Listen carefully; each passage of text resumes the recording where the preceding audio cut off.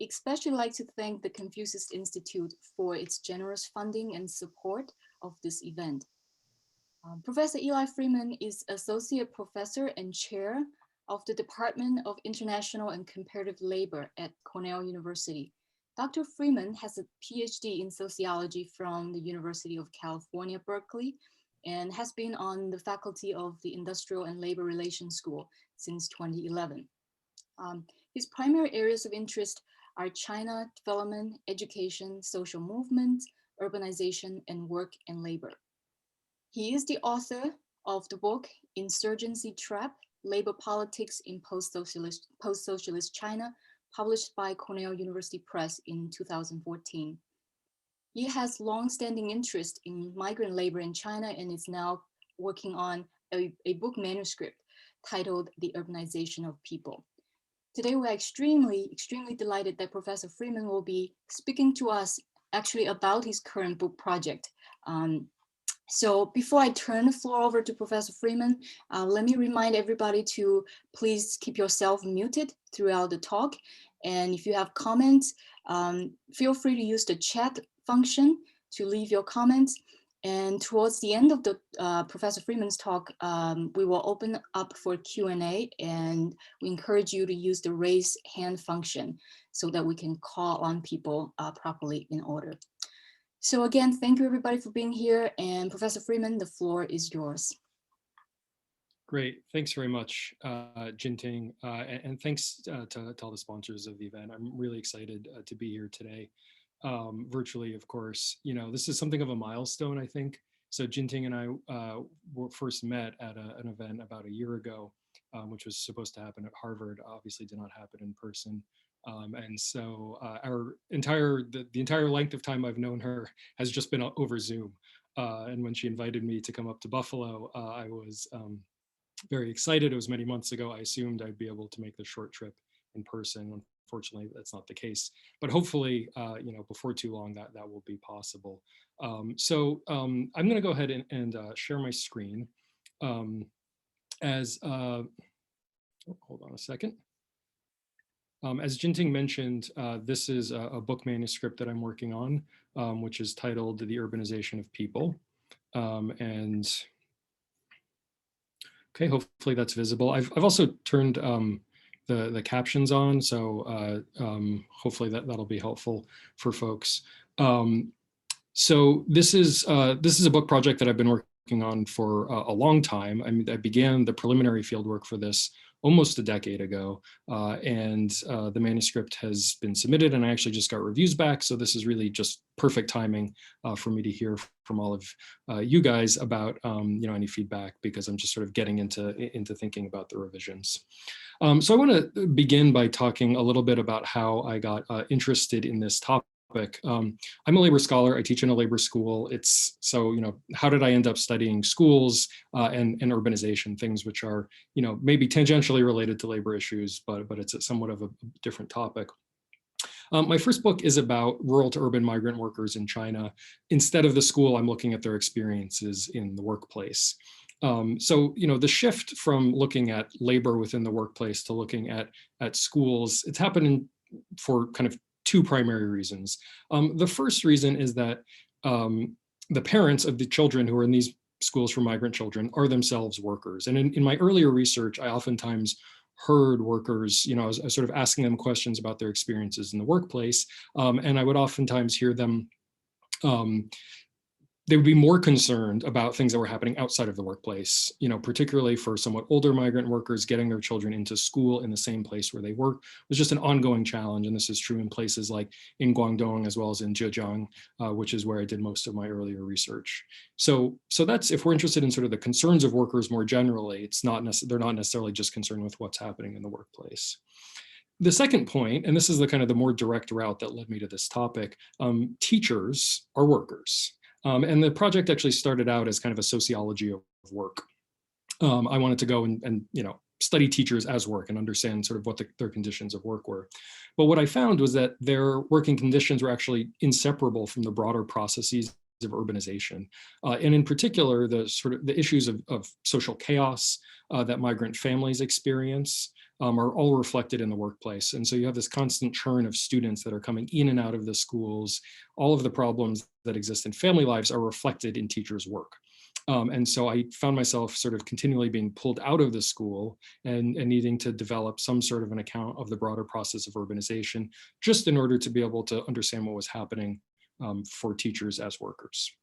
And there is a sort of a broader, kind of a more theoretical continuity in my research agenda. I've been looking consistently at the same social group, which is to say rural to urban migrant workers in China.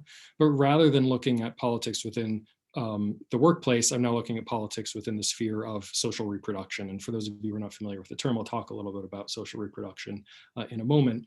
I'm interested in these linkages between the labor market dynamics that parents experience and the organization of social reproduction for children within schools. More concretely, how parents' class position, broadly conceived, impacts children's ability to access schools.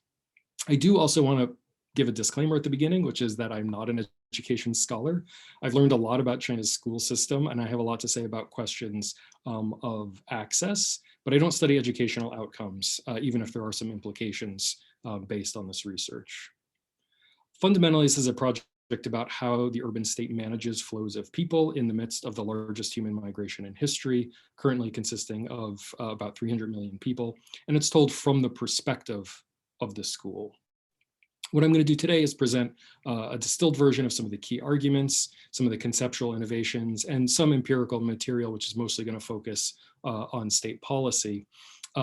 Much of the sort of the bulk of the empirics in my book are actually is based on ethnographic research and interview data that looks at lived experiences of migrant families, as well as teachers and various kinds of forms of coping and resistance. And unfortunately, this stuff is very interesting, but it is hard to present in kind of distilled form. So most of that is going to get left out today. Okay. So the story begins in the summer of 2011, an incident that some of you may have heard of. A couple of weeks before the beginning of the school semester, there was the Beijing city government demolished more than 24 migrant schools, and this left tens of thousands of students with no place to go to school and left their parents scrambling to find a place to enroll them. As I mentioned in my earlier research, I had heard about problems that migrant workers had in getting their children into schools, but this to me seemed very dramatic and seemed like indicative of some much bigger kind of political problem. And so that winter, I went to Beijing and began poking around, not exactly knowing where it was going to lead me. Before I get any further, there's two sort of definitional issues that I want to address. The first is migrant worker. I assume many of you have familiarity with China, but oftentimes when people think of migrant workers, they're thinking of international migrants. Here we're talking about rural to urban migrant workers. So these are Chinese citizens, but because of the hukou system, which I'll say more about in a moment, when they leave their place of household registration, they are in many ways treated as second-class citizens. So when I talk about migrant workers, those are the folks that I'm talking about. And then the second definition is migrant schools. These are schools for compulsory grades 1 through 9, right? So primary as well as some middle schools. They're largely or completely privatized. They generally receive very little support from the state, though there's variation from city to city. They serve almost exclusively non-local students. So that's to say, children whose parents do not have household registration in the city where they are working. And because they are almost entirely privatized and serve almost entirely working class people, they're badly under-resourced. Okay, now to come back to the kind of narrative I was developing. So over the next couple of years, so from 2011, quite ready for that. In the early to mid 2010s, I found that the municipal government in Beijing, which is where I did most of my field work, was using myriad shifts in bureaucratic rules to slowly deprive access to education for the children of migrant workers. And this includes both the formal and the state subsidized education, as well as the privatized migrant schools that I've just discussed. Curiously enough, it was also at the same time that the central government began talking about, they started using this phrase, the urbanization of people. And so the term that I've given to my book actually comes from a kind of official discourse. And the idea behind the urbanization of people is that they actually want people to move to cities, and they want migrant workers who move to cities to be able to settle there permanently. And that's kind of what the state means when they talk about urbanization of people. But this idea is also conceptually significant for me, because at some level, it's an acknowledgement that the process of development in China over the past 30 or 40 years, there has been a disjuncture between the urbanization of capital and labor on the one hand, and people on the other. So China has developed national markets for capital, right? Investment can move more or less freely within the borders of the country. Labor can more or less move freely within the borders of the country. So you can pick up from, one county or city and move, across several provinces, and you can find legal employment. That's a perfectly legal process. This is not a foregone conclusion. This was not the case in China in the 1970s. So these markets had to be constructed, and they were. But citizenship, and particularly social citizenship, continues to be structured at the level of the city. And so you have this kind of disjuncture. And I think that phrase urbanization of people is kind of a tacit acknowledgement of that. So the question is, beginning in the mid 2010s, why is it that the central government is interested in more urbanization? They're interested in urbanizing people, having people sort of permanently relocate to the city. One issue is that consumption is too low. So the Chinese government has for a long time talked about rebalancing the economy. Rebalancing is a complicated concept that includes a lot of things, but one of the key parts of it is moving away from a dependence on exports and increasing domestic consumption. And they want to do this for a lot of reasons, not least of which is slower growth in the US and Europe. And as you can see from this chart here, household consumption as a share of GDP is way down from where it was in the 1980s. And the central government has been talking actively about increasing domestic consumption since 2003. You can go back and find Wen Jiabao making statements about this, and they have not been successful. The idea is if you have more people living in cities, on average, they know that urban citizens consume more than rural ones. And so if you have more people who are living in cities, they will consume more, and this will boost your domestic consumption. In fact, the structural shift from a rural economy and even an industrial economy to an economy that's more predicated on sort of urbanization and urban kinds of industries had already taken place. And here's just a little bit of data to back this up. So if you look at tertiary industry, which is basically the service sector and its contribution to GDP, in contrast to industry, you can see that tertiary industry is going up significantly, right? So this kind of industrialization-led development has really peaked in the mid-2000s, and you can see that industry's contribution to GDP has declined significantly from where it was in the mid-2000s. Just one other piece of data here, some sort of classic kind of urban industries, construction, financial intermediation, and real estate, and you can see that their contribution to GDP over the same period of time is going up quite significantly, right? So by 2014, the government says, well, we want more kind of an urban-centered economy rather than a rural or an industrial one. That economy is actually already coming into existence. 2011, an often cited number is that more than half of Chinese people were living in cities. This sort of fact gets mentioned frequently. I think that the political consequences of that are oftentimes not sort of fully drawn out, and that's one thing that I'd like to do with my research. Although half of Chinese people were living in cities at this time, we also know that roughly 300 million people are living outside their area of hukou registration, right? And so that means that they're no longer guaranteed access to social services. So what that means is that we've had this process where capital has been urbanized, as we can see, in some of this economic data. Labor has been urbanized in that the overwhelming majority of work takes place in Chinese cities, but that people, when we think of people as sort of full social beings, with access to education and housing and healthcare and all these things, have not been fully urbanized. And all those 300 million people who are living outside their place of registration are kind of testament to that fact.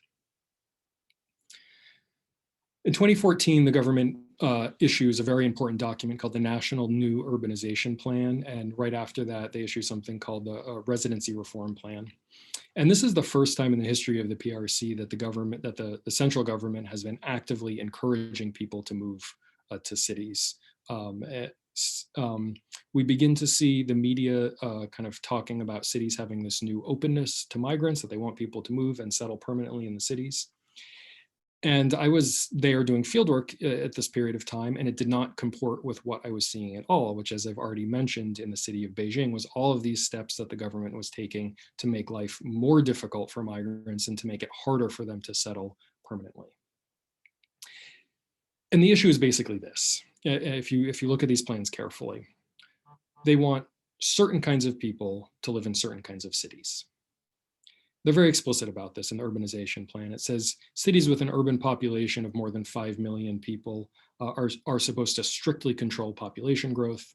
And in general, the smaller the city, the fewer the restrictions they should have on permanent relocation.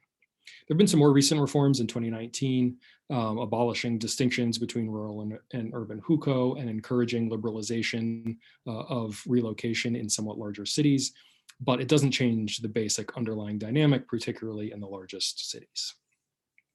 So with this as background, I'd want to introduce the main questions that I'm going to address. I basically wanted to know who gets into which cities and why, and what happens to people living in cities where they aren't supposed to be. Another way of putting this, how do Chinese megacities manage flows of people? And then what are the political and social consequences of that strategy of management? And my answers, and this will seem a little bit abstract to begin with, but I'm going to walk us through these concepts. My answer to the first question is that the government is pursuing something that I refer to as just-in-time urbanization. This is drawn from sort of labor studies, and I will explain what that is. And the answer to the second question in terms of the consequences is something that I refer to as the inverted welfare state. And the basic point being that public resources are funneled to people who need them the least. And I'm going to sort of explain how that functions empirically. As I've mentioned, my book also deals with these kind of coping strategies and various forms of resistance among teachers and parents. I can't get into that into the talk today, but I'd love to get into in discussion if folks are interested. Very briefly about the methods that I use to try to answer these questions. I focus on the school, and I think that studying urbanization from the perspective of the school is really useful because it's a key site of social reproduction. And when I talk about social reproduction, there's actually kind of a double meaning to it. The more common meaning, well, I don't know if it's more common. One meaning is the sort of the more Marxist approach. And in this vein of theorization, social reproduction refers to both the daily and the intergenerational kind of regeneration of a workforce. So it's all of the things that people need to live at some socially determined sort of level of acceptability. This includes care work, child and elder care, access to housing, healthcare, education, and in China and just about every other society, this is of course highly gendered work. This sense of social reproduction, I think, is potentially positive. It's about the production and the maintenance of life, and these are good things. There's a less positive sense of social reproduction, and this is the way that Pierre Bourdieu uses it. And for Pierre Bourdieu, the idea of social reproduction is about the reproduction of forms of class domination across time. And schools, I think, are really interesting because they capture both senses of this term, right? In the best sense, schools give children the capacity to realize their potential. They're giving them, the capacity to work, but also the capacity to sort of be full social human beings, to express themselves, to be political actors, et cetera. But schools, of course, can also be a key institution for transmitting inequality across generations. And this was a key, an important concern of Bourdieu's and many others, Paul Willis, et cetera. So schools also get at this intergenerational process. We can ask questions like, will the children of migrants have similar life chances as their urban counterparts? Are we seeing the emergence of an urban underclass? So it doesn't allow us to, predict the future, but it at least allows us to see some sort of dynamics that can give us some sense about how class structures will develop moving forward. I did 250 interviews and at least 6 months of ethnographic research. The research mostly took place in Beijing, but I also did research in Guangzhou, Chengdu, and Guizhou. The book mostly focuses on Beijing. There's some sort of a comparative section and some comparative glances here and there, but mostly I'm going to be talking about Beijing today. Let's now return to my original question, which is how are megacities in China managing flows of people? Another way to phrase this is which people are urbanized and how. And my answer, as I've already previewed, is just-in-time urbanization. Now, this is a bit abstract, and as I mentioned, it draws heavily from labor studies. I'm going to skip a lot of the details about how I conceptualize this. There's a lot going on, but I do want to give you kind of a brief outline so you can understand the concept and what it does. So I draw an extended analogy between China's urbanization process and just-in-time production as it developed most famously in the Toyota production system in the 1960s and 1970s. And the basic argument is that Chinese megacities, not all cities, but particularly the megacities, are attempting to treat labor the way that just-in-time production treats auto parts. And they're attempting to manage the movement of labor according to just-in-time principles, even though the reality is that they will never actually be able to accomplish this the way it's sort of envisioned. The idea with just-in-time auto production is to deliver auto parts to just the right place at just the right time and just the right quantity. And I want to provide one quote here. So this is from Taiichi Ono. He's the guy who's most credited with the development of the Toyota production system. He worked for Toyota in the post-war period. And he says, just in time means that in a flow process, the right parts needed in assembly reach the line at the time they're needed and only in the amount needed. So with respect to thinking about just-in-time urbanization, it's supposed to allow for this kind of fine-tuned dynamic regulation of human movement. It's an attempt to align the developmental needs, or at least the perceived developmental needs of cities and the rhythms of the labor market, and to try to treat labor as if it's any other factor of production that can be sort of moved about, more or less at will. And access to social reproduction, or in this case, education, is a key mechanism for regulating flows of people, for being able to draw people in and then also push people out. So what does this look like empirically? Well, at the most general level, we know that the central government in China already wants people in cities from 2014 on, and they see this as necessary to catalyzing the next phase of development. But to understand why the government is saying this at precisely the same time that the Beijing city government is taking steps to push people out of the city, we need to understand this peculiar city of Beijing. And Beijing is a very peculiar city in all sorts of ways. We need to understand it within a larger constellation of cities and regions. Thinking back to that 2014 urbanization plan, it delineates different functions and different positions for different kinds of cities. And there's a sort of a basic logic underlying this plan. It's never explicitly stated, but I think is pretty clear. And essentially what it's trying to accomplish, it's trying to affect a correspondence between individual endowments of human capital and that person's location within an urban hierarchy. Now that's a little bit abstract. A simpler way of putting this is that elite cities should be reserved for elite people. And that's the sort of the language they use, or elite talents. And that the low-end population, which is another phrase that we see in popular discourse, should be shunted to low-end places.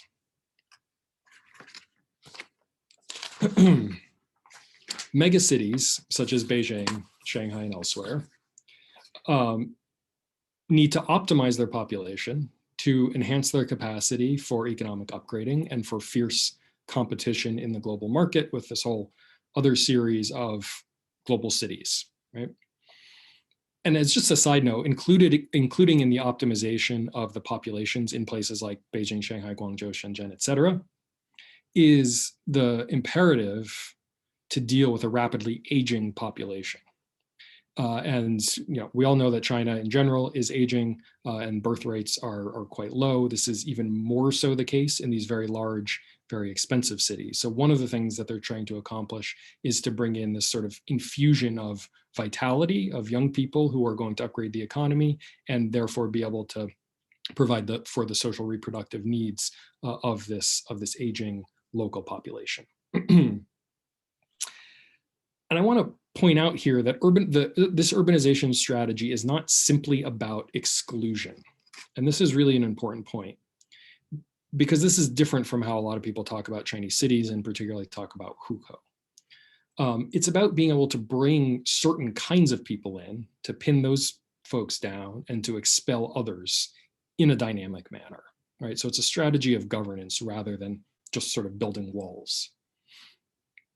And of course, I'm using schooling here as the lens on this broader process of urbanization. And so the key kind of the concrete empirical questions that I tried to address in my research is, how do migrants access education? And again, because education is critical for understanding these intergenerational processes as well as settling in the city. So it's not just who's allowed to come into the city to work, but who's allowed to come into the city and stay here permanently. And the short answer is that it is extremely hard to get access to education in Beijing, especially now. And I'm going to sort of walk us through this process now. And in doing so, I'm delineating the architecture of what I'm referring to as the inverted welfare state. Now, it's important to note that the Chinese state has more tools at their disposal than just about any other country to manage the movement of people internally, right? Most countries have lots of capacity to manage movement of people at the borders. In China, it's rather exceptional the extent to which they can control that movement internally. And the key institution, which I've already mentioned a number of times, is hukou. I'm going to assume most folks here have some familiarity with hukou. But briefly, that this household registration system ties the provision of social services to a particular locality, such that if you leave your place of hukou registration, you give up guaranteed access to social services, including education, healthcare, pensions, etc. It's not to say that you definitely won't be able to get access to those services, but that you're not guaranteed access in the way you are that if you stay in your place of registration. Okay, so the first question that you need to answer in terms of, you're a migrant worker, you show up in Beijing, will you be able to get your child into a public school? The first question is, can you get Beijing hukou or not? The answer is almost certainly no. It's extremely difficult. But I'm going to sort of explain how it works and how you might go about getting Beijing hukou. Beijing, like many other cities, has recently developed what's called point-based hukou acquisition. These schemes are relatively new. They've just been rolled out over the last 7 years or so. They were piloted in Guangdong, in Zhongshan, actually, at Guangdong, and spread in that area. Beijing has them now. So the particular mechanism of point-based hukou acquisition is relatively new, but I think it's actually a systematization of a pretty deeply ingrained political logic that has governed hukou acquisition for a long time.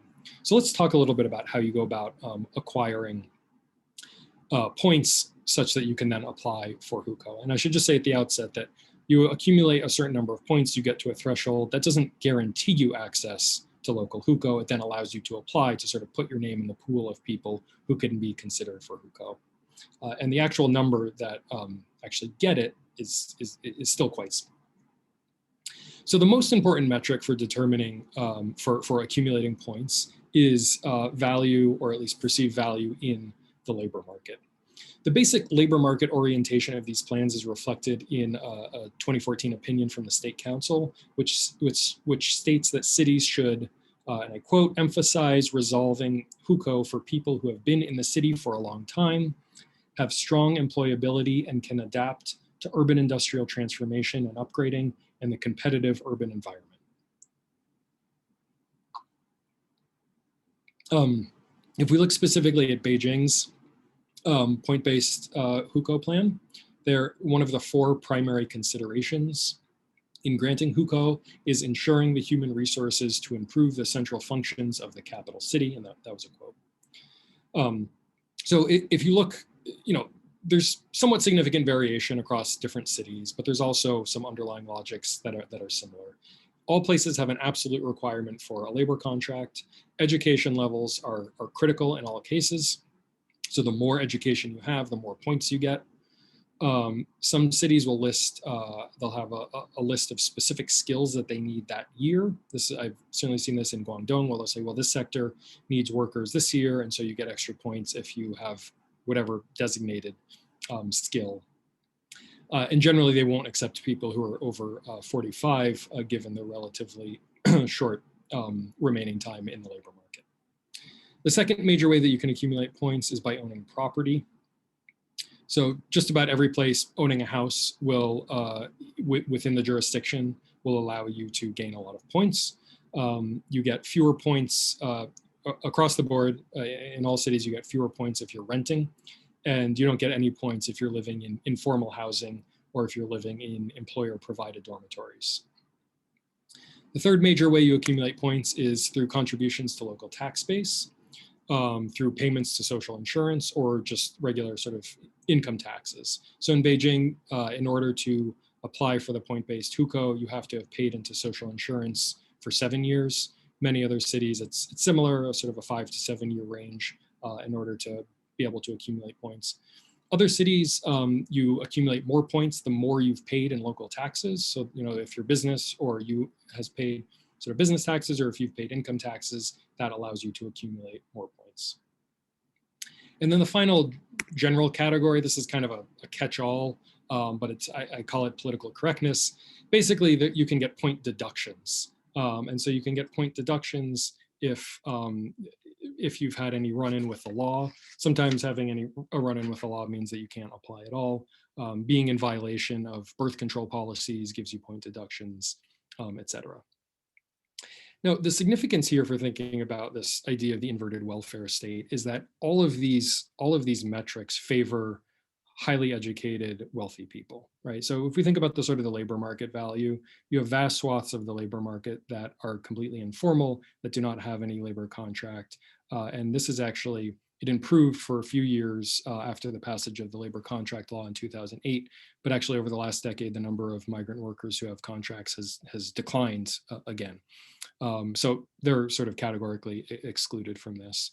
Obviously, education is straightforward. If you have a PhD, you get more points than if you have a primary school education. That benefits relatively, well-off people at the expense of poor people. Owning property, I think, also is self-explanatory. If you can afford to buy an apartment in Beijing, you are rich, right? Because nobody can afford to own an apartment in Beijing. But renters receive fewer points, and informal housing, which is where most working class migrants live in Beijing, also in Guangzhou, you get no points at all. So yeah, the basic point being that the more economic capital, the more cultural capital that an applicant has, the more likely they are to be able to get hukou and then therefore access public services, right? Again, we can see here that hukou and the way that the citizenship regime is sort of developing is not just about exclusion. It's actually about bringing in certain kinds of people and to optimize the population.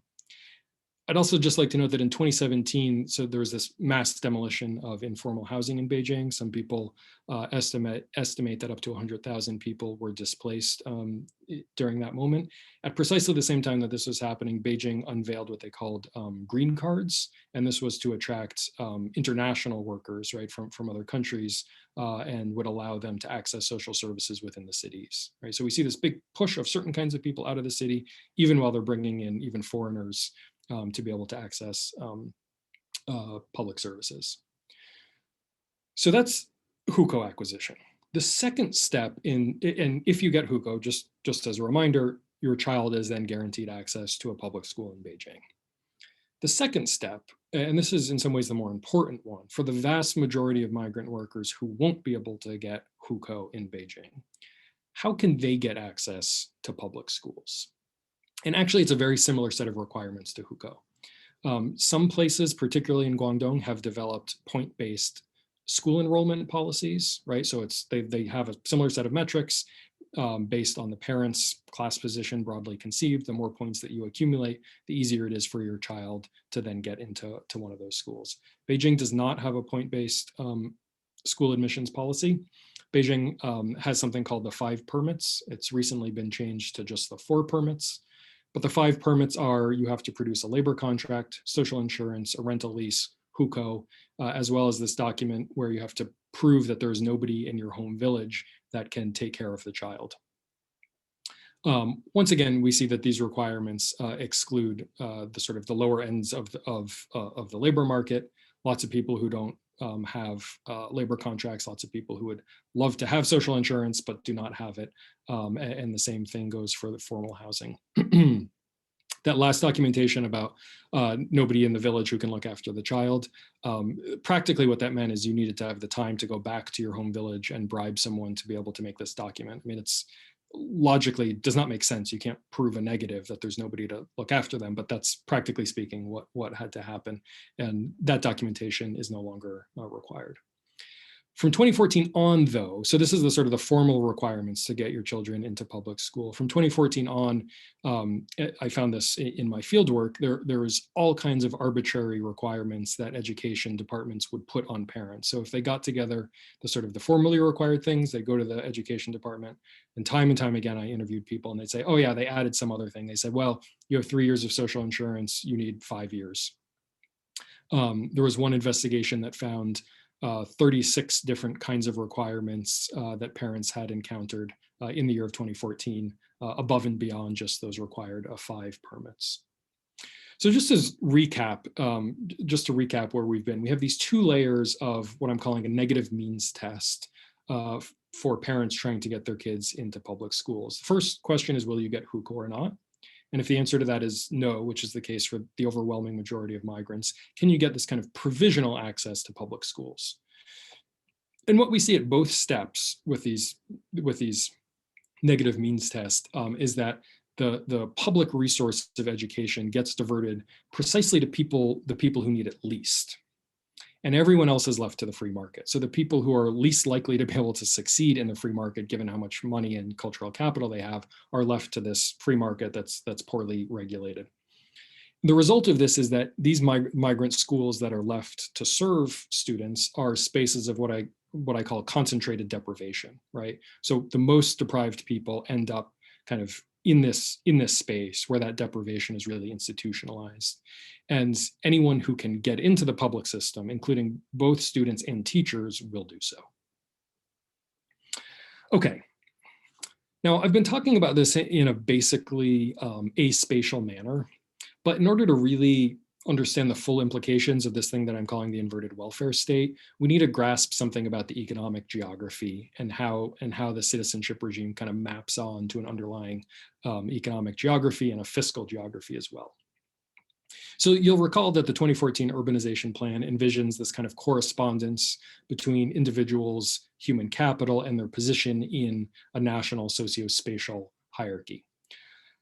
Well, that's a real problem because it's likely to compound educational as well as class inequalities. And that's for a few reasons. The first is that, not surprisingly, the largest cities are also the wealthiest, right? So the scatter plot shows GDP per capita and population. And so there's a clear and positive correlation between population size and GDP per capita. Now, this is not particularly surprising. Probably if you did a similar scatter plot for most countries, you would see that kind of a relationship.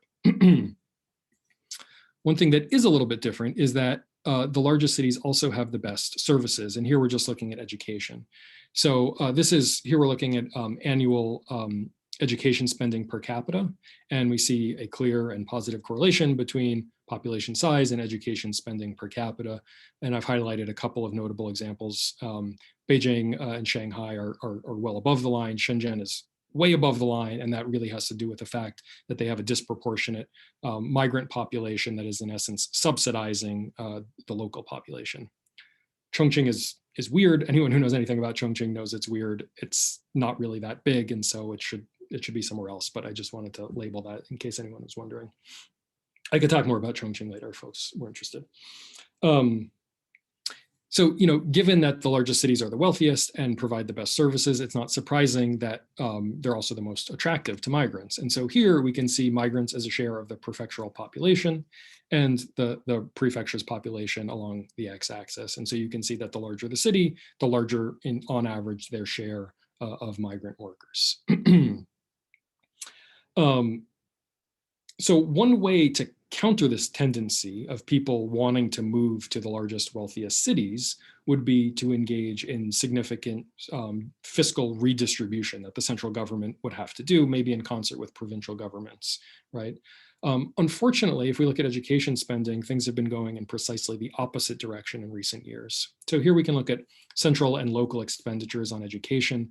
And what you can see is over the past couple of decades that local governments have been shouldering an increasing share of the burden of education expenses. So what this means is that wealthy places obviously can spend more on education and poor places can spend less. And the central government has not been taking significant steps to redress those kinds of inequities. So this idea of the inverted welfare state refers to a system where regional inequality is allowed to reinforce these kinds of fiscal inequalities. And within cities, as well as across cities, the best public resources are reserved for those who are most likely to succeed in the market. This is more or less an inversion of the idea of the welfare state, at least as conceived in the 20th century by capitalist countries. So if we return to the demolitions that I began with at the outset, we see that the urban government is trying to prevent population growth, but it's doing it despite ongoing motivations for people to come into the city. And those underlying motivations have more or less remain unchanged. So in order to counter this pressure in Beijing, we see these high levels of coercion where they're targeting schools, they're demolishing schools and houses. And those are the two primary sites of social reproduction, which make it very difficult for people to live without adequate schools and housing. Inevitably, when I talk about the school demolitions, because they're sort of spectacular, people want to know why they're happening. And it's a very complicated issue. They happen for all kinds of different reasons. Oftentimes the question is framed as, is this an economic motivation? This is, what David Harvey would call accumulation by dispossession. They're just trying to get people off the land so that they can build, some fancy high-rise condos. Or is it kind of a political issue that they want to get the low-end population out because they think that they're gonna cause trouble? My argument, we can't fully untangle this, but my argument is that both the economic and the political factors are pushing in the same direction from the 2010s on. So the state does see, land as sort of an increasingly important asset. Real estate has come to be an increasingly important part of the urban economy in contrast to sort of lower end industries. They want to optimize the population, as I mentioned, for economic upgrading. And so the so-called low-end population doesn't, from their view, have a sort of an economic function in the city. But there are also political demands coming from the central government, particularly focused at the largest cities and particularly focused on the city of Beijing, where they established this kind of red line. They've established a bunch of red lines in the past on population growth that Beijing has very quickly exceeded. Then they established this red line of 23 million.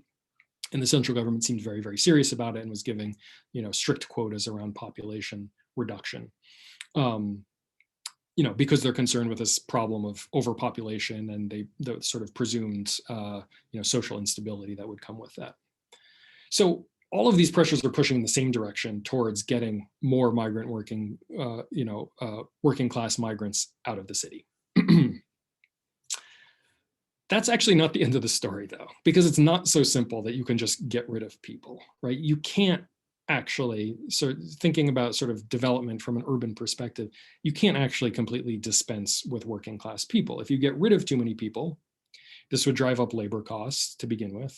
It would take away the reproductive infrastructures that kind of undergird the high-end workers, right? So if you think about all the people who work in finance and media and education and government and business, I mean, they have this whole reproductive infrastructure of nannies, of drivers, of security guards, of school teachers, of cooks, food delivery workers, all these people that allow them to do their work. If they disappear, then those kind of high-end industries are also kind of impacted. So I see ongoing tension between the city's desire to expel, working class people and to admit them. And it's precisely because of this tension that the plan of precisely urbanizing people according to their levels of human capital is a utopia. And I don't mean utopia in the good sense, I mean in the sense it's a vision that can never actually be realized. That you will absolutely continue to have tens of millions or hundreds of millions of people nationwide who will be living in places where they do not have any access to education or to other social services. And looking at the sort of the experiences of these folks is really the sort of the empirical backbone of this book. And it looks at what I'm calling here in this slide, living amidst just-in-time urbanization.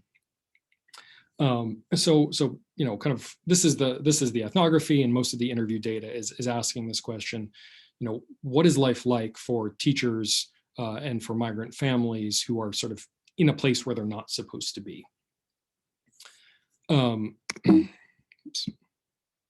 So I have one chapter that looks at this from the perspective of parents and asking how they're navigating this policy of population control via education, which is something that is talked a lot about in Beijing, sort of targeting education as a means of reducing the population. And so how do they sort of deal with this constantly shifting bureaucratic landscape? It involves workarounds sort of both within the city as well as a kind of what you can think of as social triage, figuring out which family members can exist in which spaces in order to be able to ensure survival. I also look at the impact of school demolitions, which I started with this little vignette, but I actually do a whole chapter looking at school demolitions, and there have been hundreds of these in Beijing alone over the last decade or so. And not surprisingly, school demolitions create all kinds of displacements and impacts on social life for migrant workers. Children and their families are uprooted from communities. Their education oftentimes is disrupted. They're oftentimes forced to leave the city. In some cases, children drop out of school altogether. Sometimes they can lead to the production of the so-called left behind children, which are the large group of children who are living either with only one of their parents or with neither of their parents. And these instances of demolition are quite sort of spectacular. It's not the norm, right? It happens from time to time, but it's important to note that they work in tandem with the quieter sort of bureaucratic forms to accomplish more or less the same end. And then finally, I also have a chapter that looks at this from the perspective of teachers, which, you know, as I've already mentioned, this is what got me into the project to begin with. And I ask what teachers' work looks like. And the answer is that all of the challenges and the displacement that migrant children and families experience is directly reflected in the work of teachers. Parents themselves are informal workers, right? Struggling for survival in the city, they're working long hours, and the state is not taking steps to ameliorate these kinds of inequalities produced by the market, and in some ways it's actually enhancing them. So what this means is that a disproportionate amount of reproductive labor is pushed onto teachers, right? Because parents are sort of absent, and because the schools themselves are understaffed. So each teacher, has to take on a huge amount of responsibilities.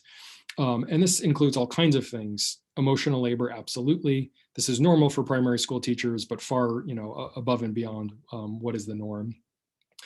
They do extra tutoring that parents cannot accomplish. Lots of examples that I saw in my fieldwork of teachers providing students with medical care in the absence of other forms of care, as well as lending them money. So I refer to them as reproductive shock absorbers, right? That the sort of the social reproduction of these families is constantly facing these various shocks, and a lot of those shocks get displaced onto the shoulders of teacher. Okay, just to sort of wrap up here and conclude, and then I'm happy to take some questions. So to begin with, I've argued that the urbanization of people is this official recognition that capital and labor have been urbanized while people are not, and that more people should be urbanized, which is to say they should be able to access the means of social reproduction in the same place where they work. But people are supposed to be urbanized into specific spaces. Just-in-time urbanization is an effort to realize the specific distribution of people or labor powers and marrying the appropriate qualities and quantities of labor and capital in space and time. It's a utopian strategy. It's one that can't actually work because human subjectivity throws a wrench into this vision, right? People move to places where they aren't supposed to be all the time. What are the social and political consequences. Well, I've said that we have these negative means tests, and that situated within an uneven patterns of development and fiscal capacities for governments results in this thing called the inverted welfare state that funnels public resources to those who need them the least. This means that working class migrants are left to precarious social reproduction and schooling, and the school demolitions that I began with are just one kind of spectacular indicator of that. So, that's not good news. I want to try to end on a somewhat more positive note, right? Which is that there is growing recognition, I think, both within the state and sort of popularly, that this is an issue.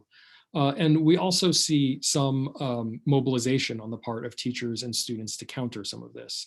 Now, I have this photo here. This is actually from Shenzhen, not from Beijing, but it's a little bit more photogenic, right? And we have these parents who are wearing shirts that say, "We want fair education." These are migrant parents. So, some of these small scale mobilizations are taking place against educational exclusion. It will take major political realignments, I think, to adequately address, because there will be any sort of major redistribution will encounter fierce resistance from urban residents who, it should be acknowledged, face intense economic pressures themselves, as well as urban governments, the wealthiest of which do not want to share their resources. But I think that some of these, incipient mobilizations suggest, at a minimum, that there's a recognition of the problem, which is an optimistic first step. So I'll leave it at that, and happy to take any questions. Thanks very much.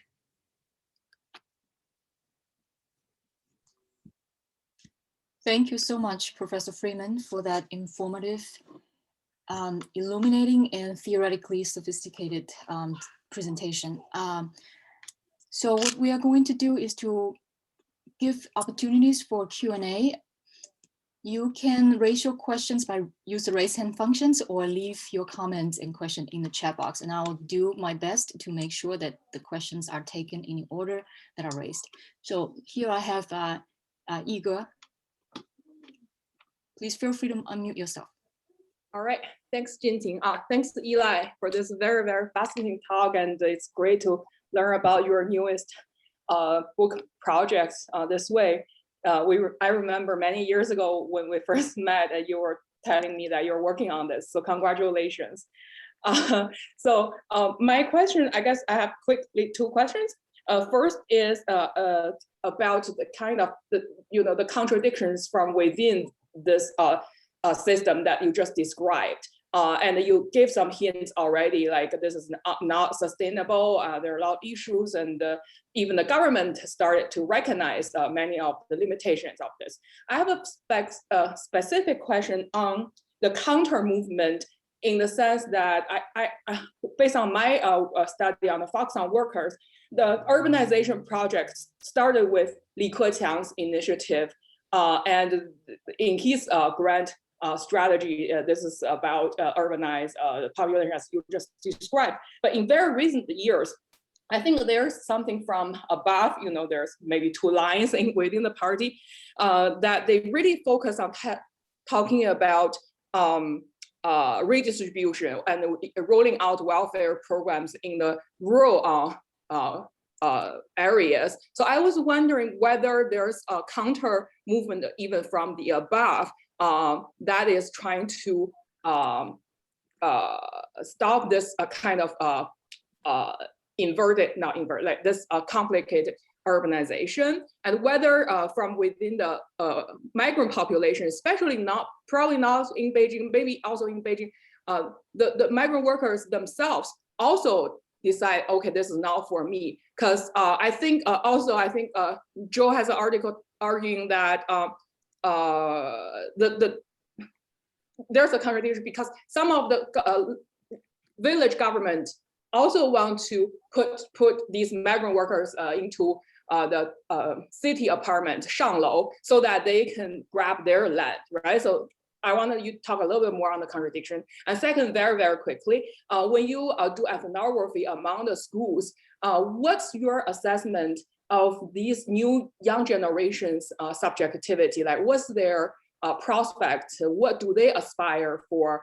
I was thinking of like Terry Voneroff's work on the vocational schools, right? So do the work, Paul Willis. So do these young children want to become urban dweller, or they have something else on their mind. Thank you very much. Thanks, Iga. Wonderful questions, and it's nice to kind of come full circle with you on this. I presented this, I don't know, like 8 years ago or something. You were a grad student at Hopkins. It was a very different project then. So yeah, absolutely. There are movements from below for greater inclusion. I think I don't want to overstate them and sort of how pervasive they are, but we can see some things happening. And the central government very clearly recognizes this. And their response, as you've said, I think, is to try to make rural areas, or particularly small cities, small and medium-sized cities, kind of more attractive places, right? So they're okay with people leaving the land and kind of moving to the county, like the Xianchang or whatever. Like, they want that to happen. They're building out, they have built out at a minimal level anyway, the rural healthcare system and things of that nature. So I think that's a good thing. I mean, if we look at the fiscal distribution, though, that I showed earlier, it's still not that significant, right? I think a major kind of realignment would be necessary in order to feel that someone going to a school in some little county town in wherever it is, Hubei, is getting even remotely the same kind of education as someone going to a public school in Beijing. Like, and maybe that's too utopian a demand, but right, the difference is still sort of vast.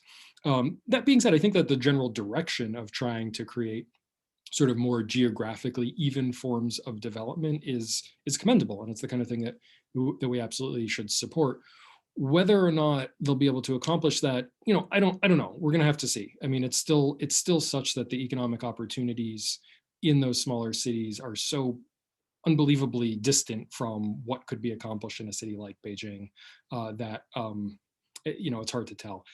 Even in I've done some research in Guizhou as well, and in Guizhou I looked both at Guiyang and some smaller kind of county towns, and people would go to these county towns from rural areas, but I mean the services were so poor. A lot of the migrant workers said, well, we just would rather keep our child back in rural areas, and of course rural areas in Guizhou are not particularly well serviced, and the economic opportunities continue to be like so menial in a place like Guizhou, that there really is a vast difference. So in terms of the general direction, I think it's good. We'll have to see what happens.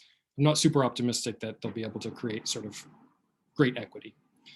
In terms of the question about students, so one thing that I just want to acknowledge at the outset is that my book contains very little detail on children's perspective. And that for me was like just to be forthcoming about it, like an ethical dilemma. The social distance between myself and like a 10-year-old migrant child in China is vast. And like, I couldn't quite work out the ethics of asking them about like, how did you feel when your school was demolished? That being said, I spent a lot of time in schools. I talked to a lot of children, so I do have some sense, but I didn't like present that data because I couldn't figure it out for myself ethically. And I was mostly in primary schools. I didn't really go to middle schools that much, so I feel like the question of sort of aspirations was not super well worked out. By the time you get to 6th grade, there were some students who had some sort of sense, and so I did talk to a fair number of 6th graders. This was in 2014. There was a policy shift where prior to that, it was actually, at least in this one area I was in, was relatively easy for them to get into a public middle school.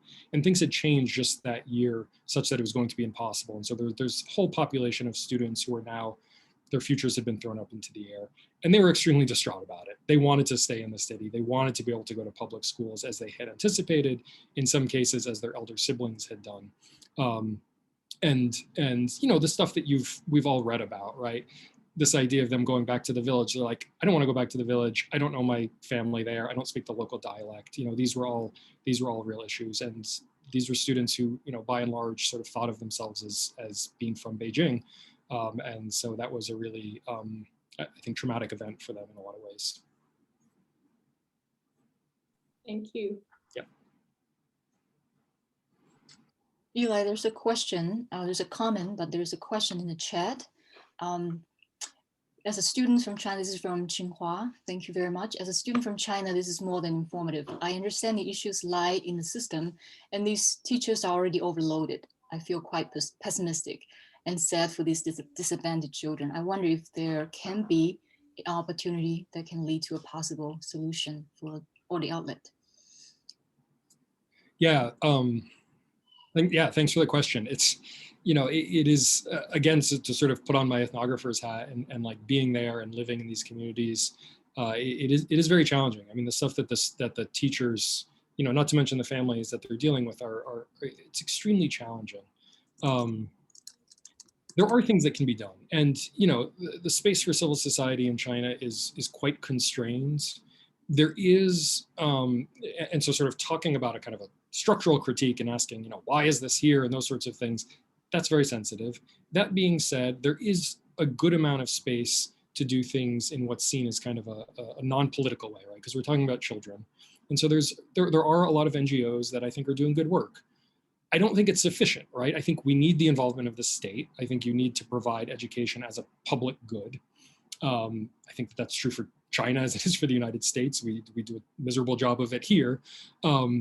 But there are groups that are doing stuff, that are volunteering, that are trying to ameliorate some of the absolute kind of worst excesses of this. And so there's inspiring stories. And I mean, not to be like too corny about it, but like they do these events and like the children are just so desperate for anything. Like I would go and I would teach English classes, and I would just be mobbed afterwards by like dozens of children like asking me for my autograph. They'd be like, "Get what Chengge," and I'm like, "What? Like I'm not famous."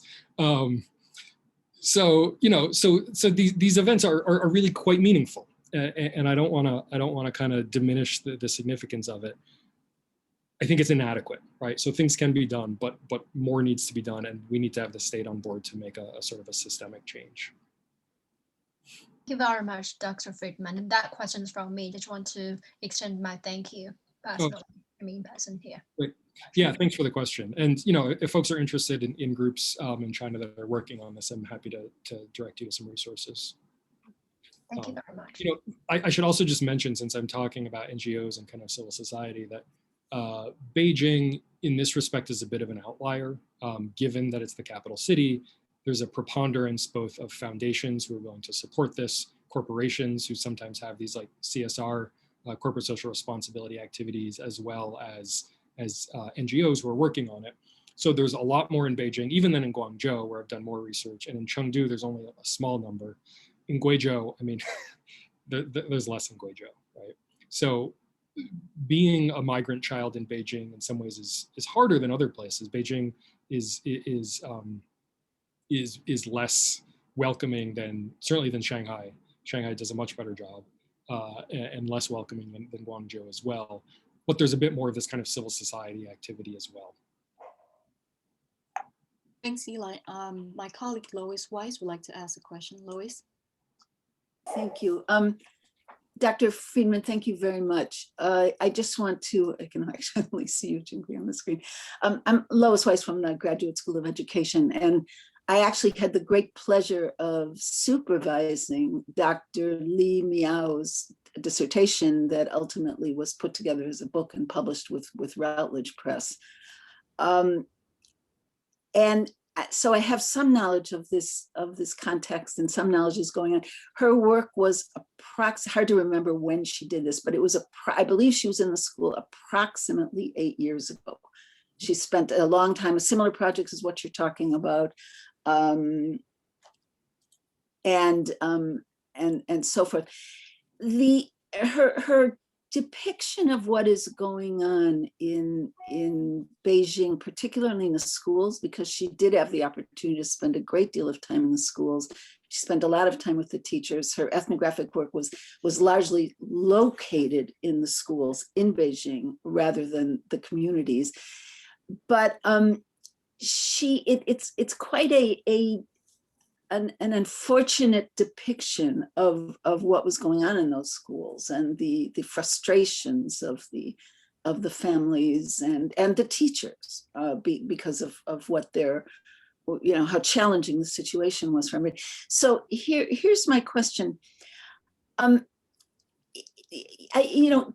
just one is a comment. I think, we all draw upon Bourdieu's because brilliant and very theoretical, helpful, and we certainly all draw upon, in many cases, Paul Willis's work, which is theoretically very helpful. But the situation in China is very different than a country like the UK or the US or many other Western nations because of the power of the Chinese government. I mean, the power to regulate the movement of peoples and the movement of bodies across country, that's really not the same as the context that Paul Willis is talking about, where the state, if you will, doesn't have that kind of power. I mean, there is nothing that is equivalent to the Chinese context in this sense.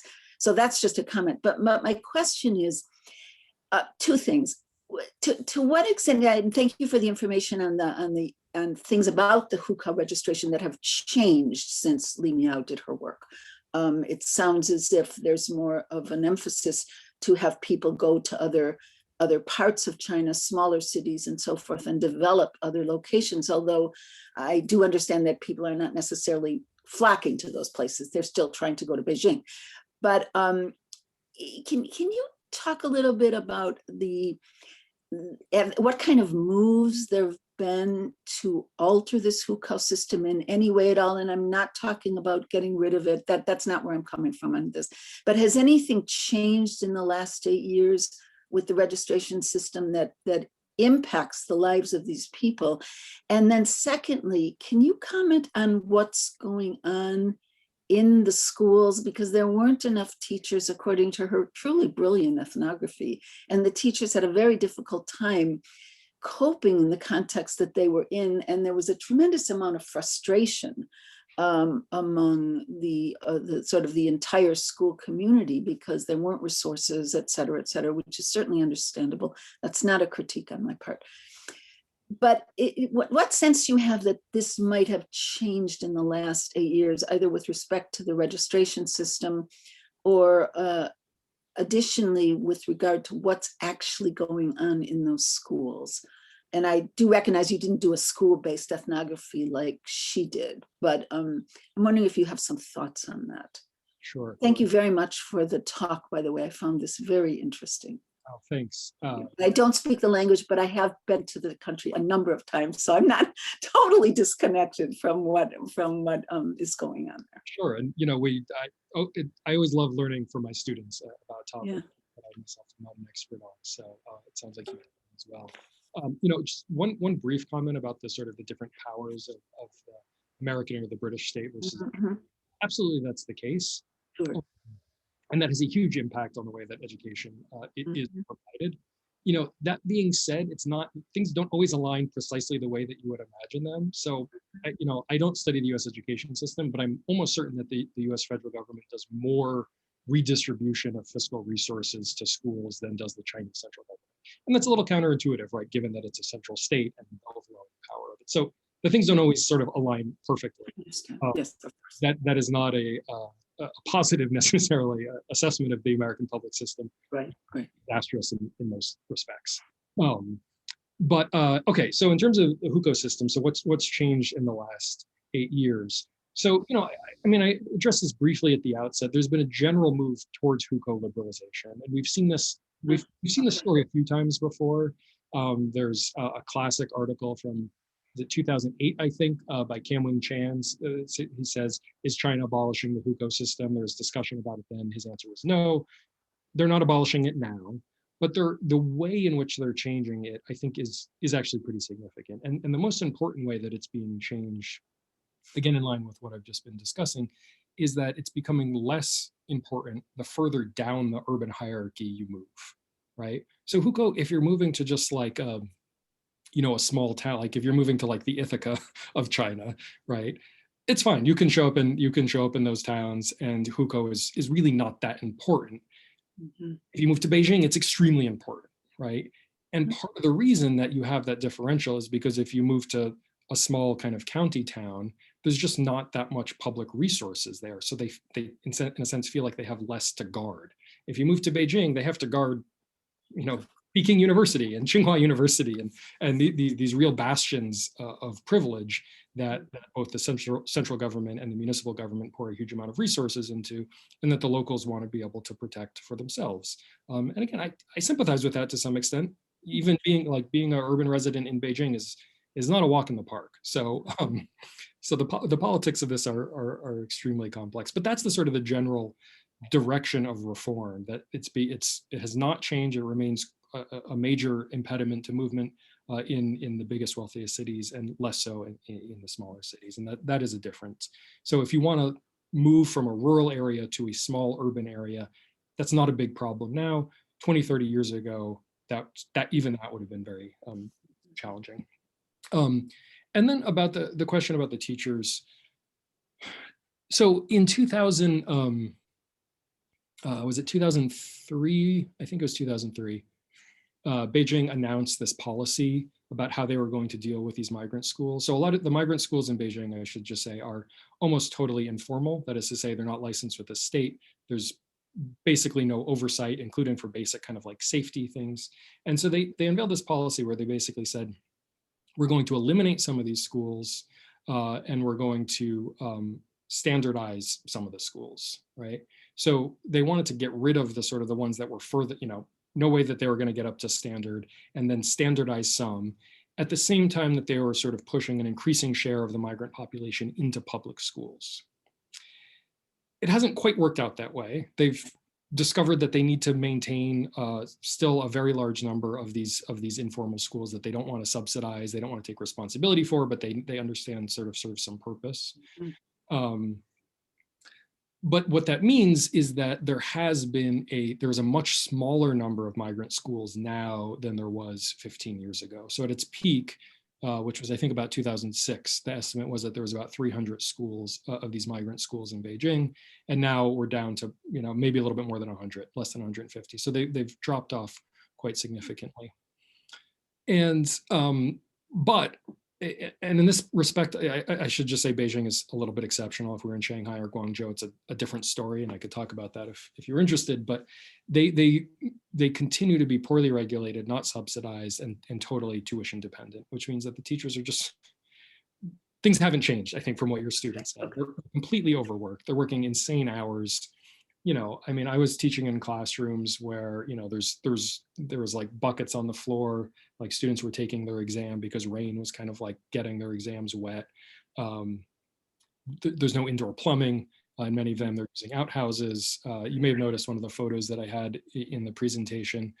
There's a big pile of coal in the play yard, right? So there's no central heating. They're just kind of burning coal, has all kinds of health effects. And teachers deal with all of this. So for those remaining schools, it's really, and teacher turnover is unbelievably high.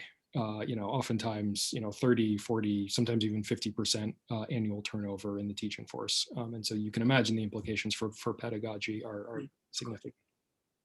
Okay, thank you very much. That's very helpful. I appreciate it. So we have another hand up, Yuejia. Hi, Dr. Friedman. I'm so impressed by your research, and especially impressed by, like, as a ethnographer, like you can include 200 interviews within the half year. So I wonder, like, can you talk a bit more about like your sampling strategy and give like the qualitative researchers some suggestions about like how to achieve like a vast number of participants? And the second thing is I wonder about the teachers, like how about their educational background and their occupational, like their teaching skills compared to the teachers in other, like the public sections. And I know like in Beijing there are a lot of good private and public schools. So like how do they perceive, like how do they perceive their job in the migrant school, like, and whether their job is desirable within their job ranking radar. So that's my two questions. Thank you. Great, thanks very much. Yeah, I mean, with respect to the interviews, so some portion, about maybe 25 or 30% of the interviews were conducted by a research assistant. So it wasn't like that I was doing multiple interviews every day. So I had some help. They were supervised interviews. That being said, I did, in contrast to when I was a graduate student, I did about twice as many interviews in half the time with this project. And mostly that's just a function of being a professor and not having any time and having to be very sort of focused. In terms of the methodology, this was very challenging, right? I started out being quite ambitious and wanting to do this 3-city study, Beijing, Guangzhou, and Chengdu. Guangzhou and Chengdu pretty quickly got marginalized because Beijing was just like too complicated and there's too much going on there that I wanted to dig into. In terms of case selection, it's also very challenging, right? Because these are informal schools. So it's not like I can go to the Department of Education and get like a comprehensive list of all of the schools and various characteristics of the different schools and then sort of choose accordingly. So what I decided to do, because I was interested in the sort of the full universe of possibility within the migrant school sector. And so I consulted with local experts, including people from NGOs, researchers. I visited, altogether I visited 6 or 7 different migrant schools in Beijing. And I ended up focusing on 3, what I determined to be a high-end school, a mid-range school, and a low-end school. And I determined that based on their financial resources, based on the teacher to student ratio, based on the conditions of their physical plant and their overall kind of fiscal conditions. And they're quite different. And there's interesting variation between the sort of the high end and the low end of the school as well. And the basic story is that the higher end schools get support from foundations, and that can make a huge difference. But there's very few schools in Beijing that have those kinds of conditions.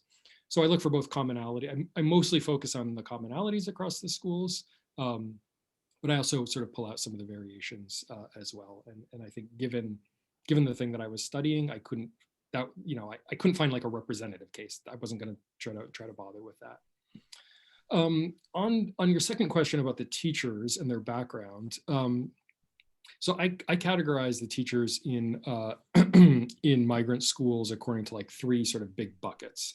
So the first one I call the retirees. So there's a young retirement age, 55, right, for women. And so what you had was a lot of public school teachers, usually not from Beijing, oftentimes from somewhere in the provinces. They retired, they still felt like they had good working years, and they could work in these private schools because they're not, they weren't regulated. And those teachers were very valued by migrant schools because they had this experience in the public sector. So that's one that numerically pretty small. The second category, and this is somewhat unique to Beijing, I called the idealistic college student. So it was, college students who had graduated and wanted to give back to society for some reason. Many of them were migrant children themselves or left behind children, and so it sort of felt some sort of strong, affective bond with the children. They oftentimes were poorly prepared to be teachers. I mean, it's one thing to want to give back to society. It's another thing to be an effective teacher, particularly under extremely difficult circumstances. There's a program called Teach Future China, which is a little bit like Teach for America. And they would bring a lot of students in. Turnover was extremely high. A lot of these former students were just poorly prepared. Some of them are, and they stick around and make a career of it. Most of them only stay for a year, sometimes 2 years, and they go on to more lucrative careers. The majority of teachers are basically they're migrant workers themselves. Often, some of them have a kind of a technical college education. A few of them have been to university as well, but mostly they have not. And some of them have teaching experiences in rural areas, and they come in. But a lot of the teachers, have not been in the profession their whole lives. There's a lot of turnover. So, I talk to teachers who, their previous job was working in a factory or something like that, or they were, they had all kinds of odd jobs. And so they don't have the same kind of professional training. And that's just sort of the reality. In contrast, to public schools, I also did some comparative research into public schools in Beijing just to kind of, get sort of a baseline. And as I'm sure to be a public school teacher in Beijing it's quite competitive. You have to have, professionalized training. You need licensing and all of that in order to be able to teach. And so they're really in 2 different worlds. in a very small number of cases, you had teachers in migrant schools who were highly accomplished and who did quite well with pedagogy. And if given the opportunity, they would always take jobs in public schools. And I found a few examples of people who would do that. So again, it's not a desirable job. I mean, people were making less than minimum wage, and continue to, and we're working way more than the required 40 hours a week. So it's not a desirable job. The thing that might keep people there is a sense of idealism. And some people do, but again, living in Beijing is stressful, right? So so a lot of folks, if better opportunities arise, they will leave. And so teacher turnover is quite high. Thank you for all these informative questions. I'm conscious of time. We have 7 minutes left, but we have 2 raised hands and then a short comment. So I would like to give all these people who want to raise questions, my colleagues, an opportunity to do so, but please keep your comments and questions brief so that we don't stay over time. Christine? Hi, Dr. Freeman. Thank you for a really informative presentation. I find the framing of urbanization of people very, very interesting, kind of capture the tension of the needs of urbanizing the labor and the capital, and then the desire to keep people out of those mega cities. But the situation in China changes very fast. So based on some anecdotes, information, and then my relatives' situation, it seems this is especially during the Trump administration, the tariff and the push a lot of those industry factories closure, force a lot of those labor to return back to the hometown, but they do not necessarily go back to the village. They go into the xiancheng or the capital of the province. So this is one of the trends. And then another trend I see is people more like my brother, who did relatively well in Beijing, but feel there's a limit he could if he stayed in Beijing. But if he goes back to the capital of the province, he can start his own business and have a lot more connections in your own province.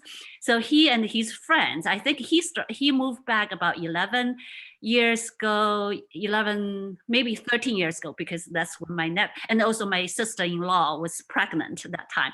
So they decided to move the whole family back to the capital city of the province. And many of his friends followed. So they started their own business. They bring a lot of know-how from what they learn in the big cities. So I do see those 2 trends somehow kind of move this urbanization to the direction what the government kind of wanted. So I'm just wondering about your take on this, and whether you have been keep up with the changes in China, and what's your thinking about the future of this urbanization of people. Thanks. Really great question. And so I'm just recalling an anecdote. So I was thinking about precisely the dynamic that you're describing here, which pushed me to do research in Chengdu, which I haven't really talked about. But so I've been doing this research in Beijing. Beijing just feels like a very hostile place for these migrant workers, right? In all sorts of ways that I've just described. And I got to Chengdu, and the very first night I was there, I went out on the street, and I'm an ethnographer, so I start talking to the guy who's doing the shao kao, grilling vegetables and meat, and was just talking to him. And he was from a rural part of Sichuan province, not Chengdu, and turned out he used to work in a factory in Guangdong. And so I asked him, "Why did you move to Chengdu?" And his answer just bowled me over. And he said, "I moved to Chengdu for my children's education." And this was a guy who's doing shao kao, right? This is not like an elite kind of white collar worker. There are still a lot of restrictions in Chengdu, and moving from rural Sichuan to Chengdu is not it's not easy, right? There are still obstacles that you have to overcome. But the fact that that was the reason that he did it really surprised me, and just was in such stark contrast to everything that I had seen in Beijing. And this is actually reflective of broader trends, right? So if you look at the sort of the dynamics of migration within China, in the 1990s, when this big rural to urban migration began, it was mostly interprovincial migration, right? People going from central and western impoverished provinces to the coastal provinces, Guangdong, Jiangsu, et cetera. And the trends have really changed, right? So now there's more intra-provincial migration than there's inter-provincial migration, right? So people are migrating closer to home, and this is for all sorts of reasons, in part because growth it's not just in Shenzhen anymore, right? You can go to Chengdu, you can go to Wuhan, places like that, and the cities are growing quickly. So I think that's a good thing, and in general, the bars are lower in places like Chengdu. I also mentioned I did research in Guiyang. That being said, the sort of the same basic dynamic exists where, yes, you can get into schools in places like Chengdu or Guiyang, but it's still the poorest people who are going to have the hardest time doing that, right? It's not as extreme as Beijing. So Beijing is really an outlier, but it's a place where you can sort of uncover the basic logic that operates in a somewhat less intensive way in the provincial capitals as well. I have more to say, but I see that there's only 2 minutes and there's another question, so I'll get to that. But thanks for the question. I think there's a question from a student. Do you want to address that? The chat. Any indication the party or government sees this situation as an actual problem, or is this working as they intended? If it's intentional, do you know what the long term? Yeah, I mean, the government definitely sees this as as a problem. I mean, there are. So this is the kind of thing that is discussed openly, in Chinese media. There's some social problems you can't really talk about. This is one that you can talk about. And I think that there's a lot of sort of general sympathy for this problem as well as for the left behind children. And I should say that the migrant children and the left behind children, that's an absolutely connected sort of social phenomenon. And so there is a lot of sympathy. I think the central government does see it as a problem. But as with a lot of things related to Chinese governance, they've basically said, this is a problem that the localities have to deal with. So since 2003, the official policy has been, in Chinese, it's called Liang Weizhu, right? Or the two primaries. And that basically means that, that migrant children should primarily be placed in public schools in receiving areas, and that the receiving areas are primarily responsible for financing that education. That's a good policy, right? But the catch is that the fiscal responsibility is still on the localities, right? And it's cities and actually urban districts that are most responsible for financing that education. So it's what in like an American context would call an unfunded mandate, right? The central government is saying, you need to do this, you need to figure out how to finance it, which means that there's differential capacity of different places to sort of actually do that. So I think that, sort of at like a moral level, they recognize this as a problem. It's still a political problem and one that they haven't really figured out how to address. So I have very brief, quick comments. Thank you very much. This is a very informative talk.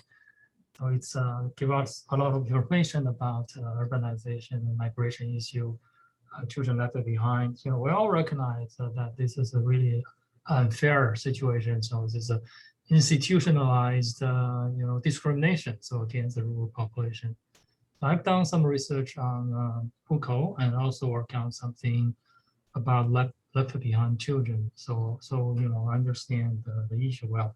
Now I think one of the students raised the question, what's the solution? So how we address this? So we know there's a problem. So one way to solve this problem is we go for equality. So everybody is free to live everywhere, anywhere they want. So you will see there are a flood of people coming to Beijing, Shanghai, all these kind of cities, despite their crowd, the living condition maybe not as good for those people. But comparatively, if you think about compare China with other developing countries like India, the Philippines, and countries in Latin America, China is very different from those countries. We do not have actually slums and shanty towns, right? But they are in the outskirts area. There are some poor areas, but we don't have that as much as in Mumbai, for example, in Rio, right? So we don't have that. So if we really open, then China may move in that direction. So that may be why China wants to control the population movement.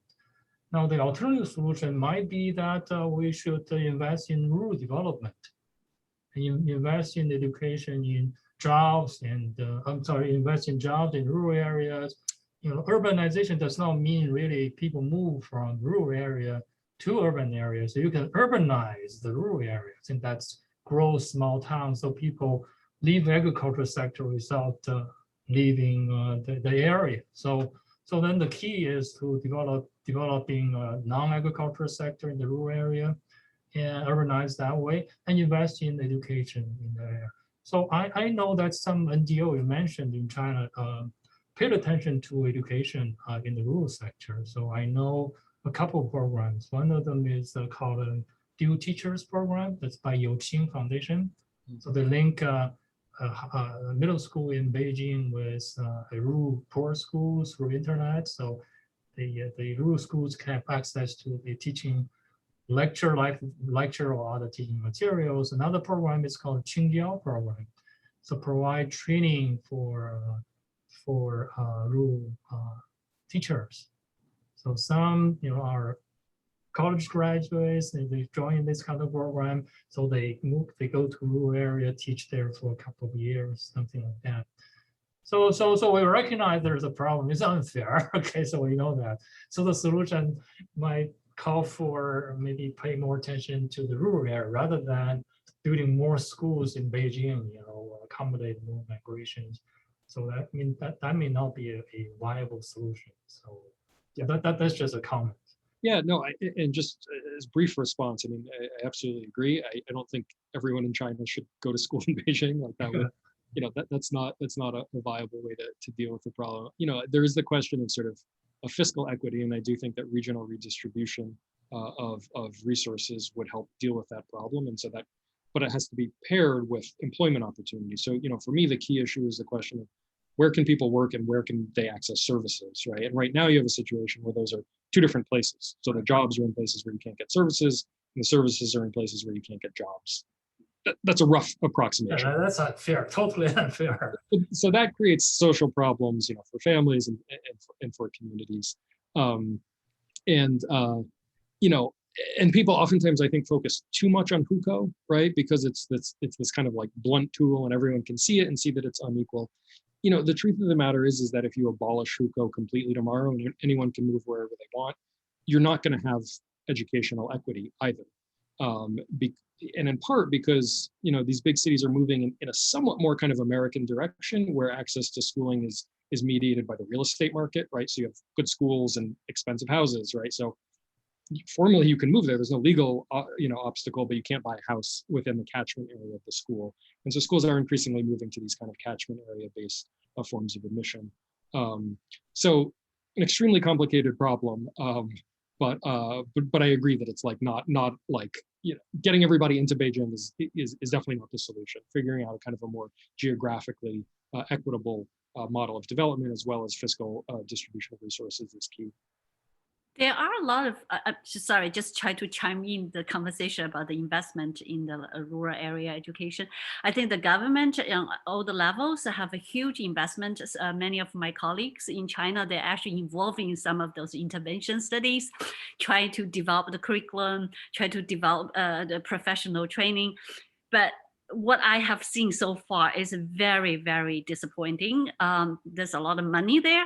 Very difficult to get high quality teachers who will be willing to stay, and any of them improve their skill. The first thing they want to do is get out of the rural area because the quality of life is just impossible. So I think Dr. Freeman is definitely right. The education is one piece, but it has to connect with all other pieces, right? It has to have this ecological kind of view about this whole problem.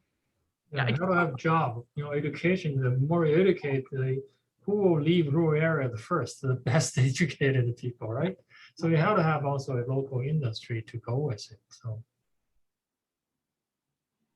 Thank you, everybody. We are absolutely running out of time, and thank you especially to our distinguished guest, Professor Eli Freeman, for enlightening us on his most recent research, which I think have so much implication, not only to those of us who study China and Chinese urban issues and education, but also to many of us who are interested in the intersectional examination of movement of people, migration, border, and public policy. And Eli, I have a lot of questions and comments, but I won't take up the audience time here. So let's give a virtual round of applause to Professor Freeman, and thank you all, everybody, for your time and for being with us today. Thanks, everybody. Really appreciate it. Thank you. Thank you, Eli.